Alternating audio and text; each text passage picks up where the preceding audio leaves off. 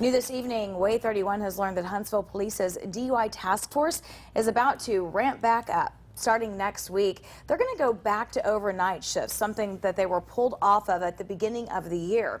Police tell us they have seen a dip in alcohol-related arrests in the first 4 months of this year versus last. In 2018, there were 166 arrests in the first quarter.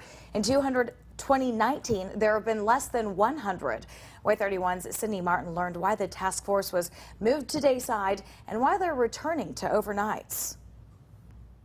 Their primary function was to monitor the main arteries coming in and out of Huntsville to make sure traffic flow was progressing like it should. Sergeant Michael Nelson is the DUI task force supervisor. He shared with Way 31 because of traffic concerns when Cecil Ashburn closed in January, the DUI task force officers were taken off their overnight shift and started working traffic enforcement from 6 in the morning until about 3 in the afternoon.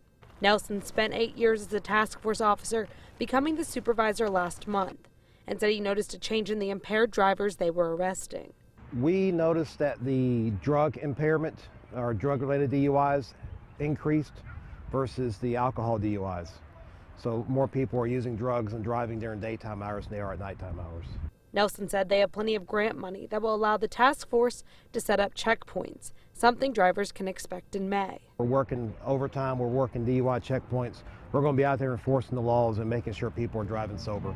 Nelson said he didn't have an exact number of alcohol-related fatalities this year, but knows the number was higher than the first quarter of 2018, something police hope checkpoints will put a stop to. I believe it's more of drivers making the wrong decision.